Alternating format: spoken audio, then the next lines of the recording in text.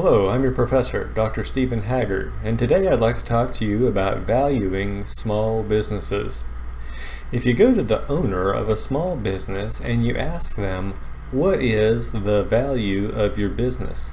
Chances are they're going to start rattling off the different assets that the business has and how much they paid for each of them. For example, at a pizza restaurant, they would tell you how much they spent on their specialty pizza oven and how much they spent on the tables and chairs and how much they have invested in the dishes and things like that.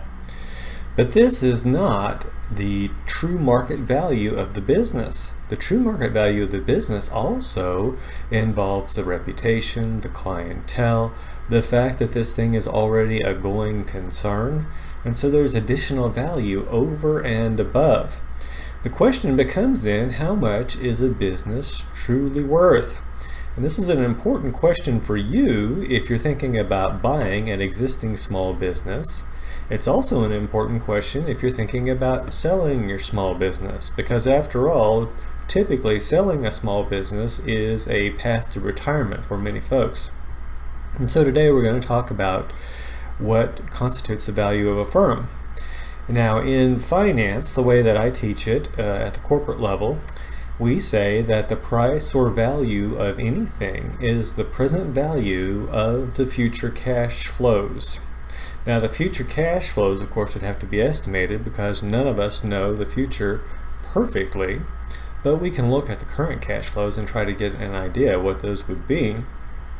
But the other thing that's involved in calculating present value is a required rate of return that's going to be related to the risk of your undertaking. And that can be a little bit harder to find. And so I was thinking about these things and I made an appointment to visit with a business broker. And I asked him to tell me how business brokers value or figure out what firms are worth. And we started talking about cash flows. And the first thing he told me is never use the firm's financial statements to estimate cash flows.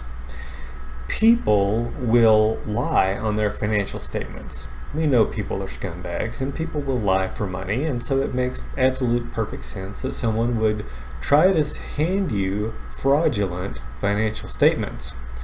And if you want to try to find a more accurate measure of the true cash flows of the firm, you need to see their tax returns.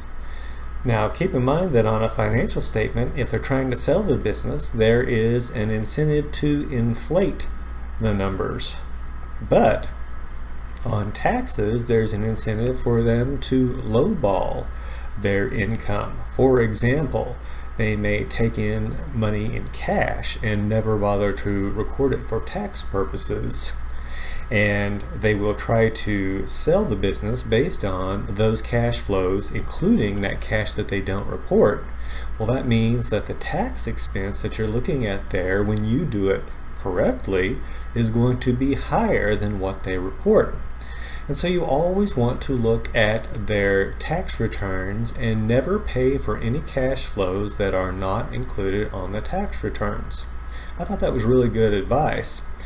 And so then the next question I asked was, so do you use the present value of future cash flows to value these businesses? And at this point, the business broker just laughed and laughed and laughed, and he looked straight at me and he said, no, of course not. And I said, well, are you using some sort of rules of thumb? And he said, yes, that's exactly what we're using. Rules of thumb, or multiples, would be another way to talk about that.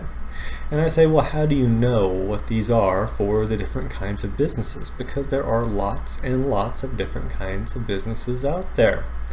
And that's when he pulled out this book right here.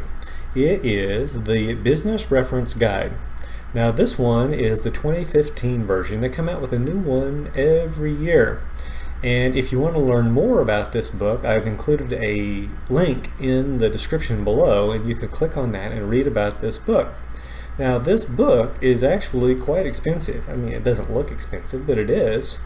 I basically got this one purchased for our library here, so our local small business people would be able to look at it, and you might be able to find it at your local university's library or at a public library. But either way, let's say it's $200. It's $200 well spent to make sure that you are not overpaying for a business. Now let's talk about how these things work.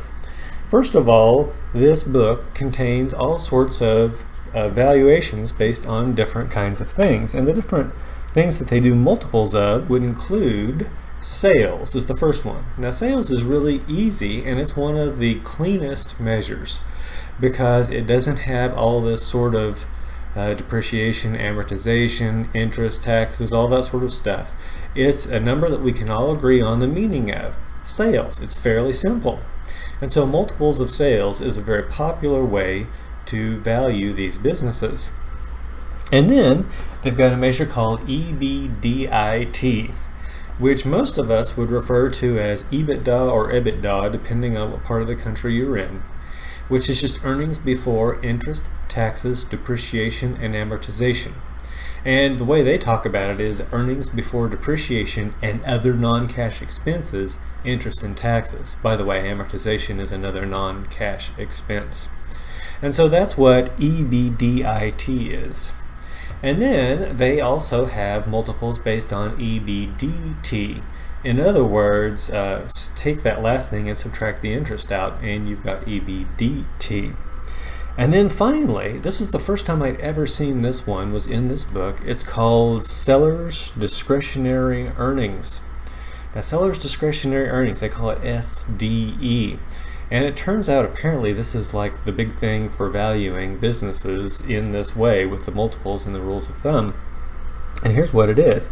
It's EBDIT adjusted for non-recurring and non-operating expenses and backing out the compensation of, or adding back the compensation for the primary employee. In other words, let's say it's a dry cleaning store.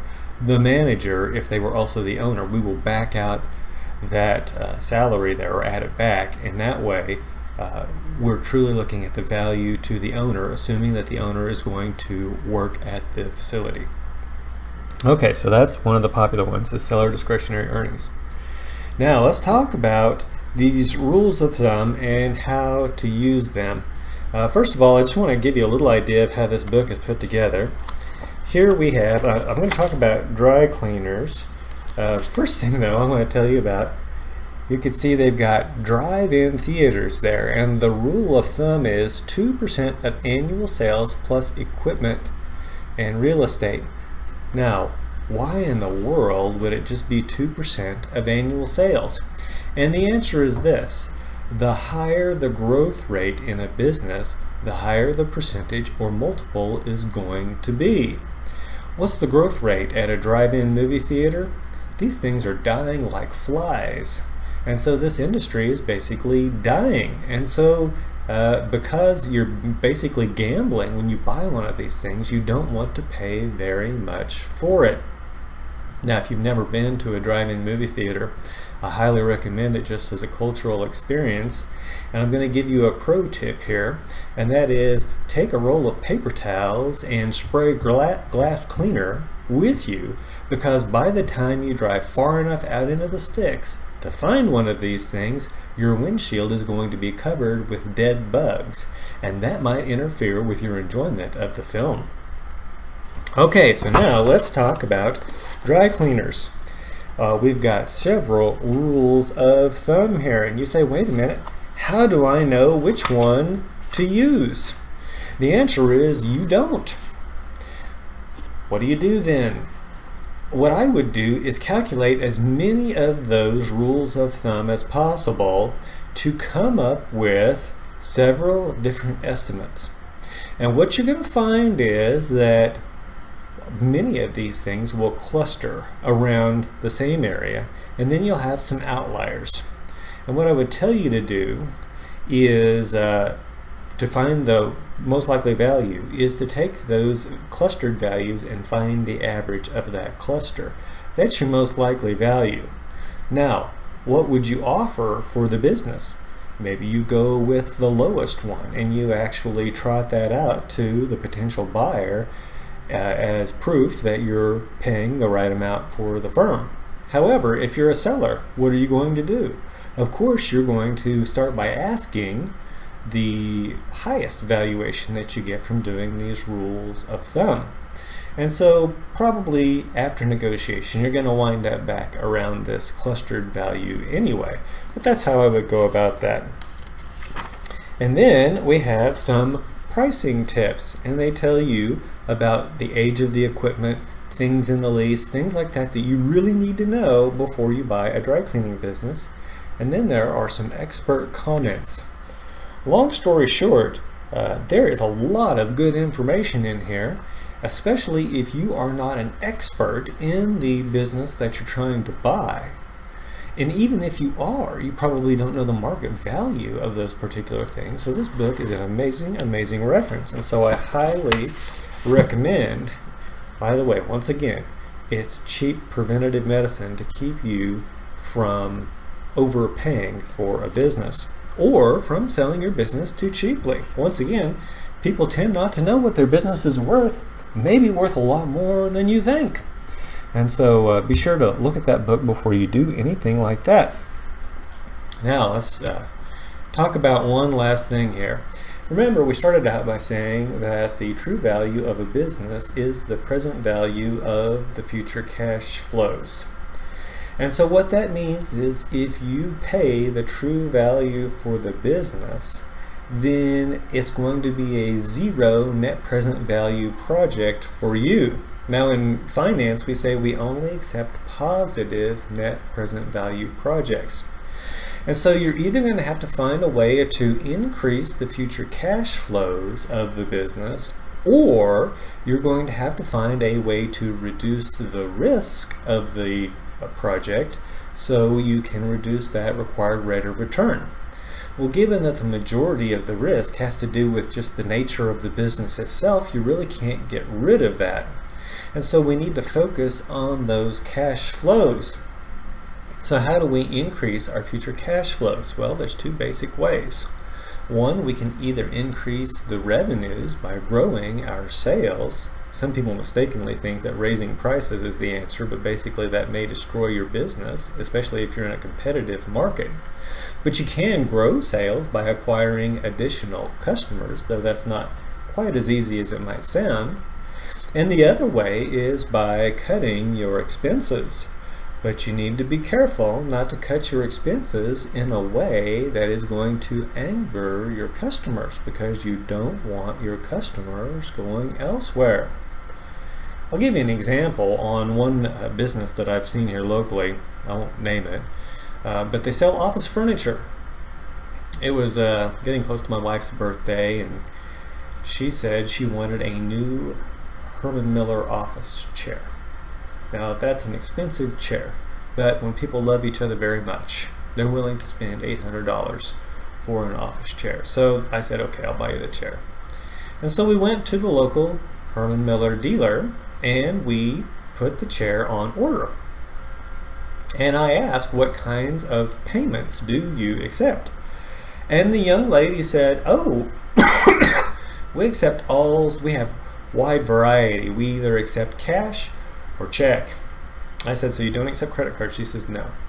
And I said, okay, no problem. I said, I can write you a check. I assume I will pay for the chair when it's delivered. She said, no.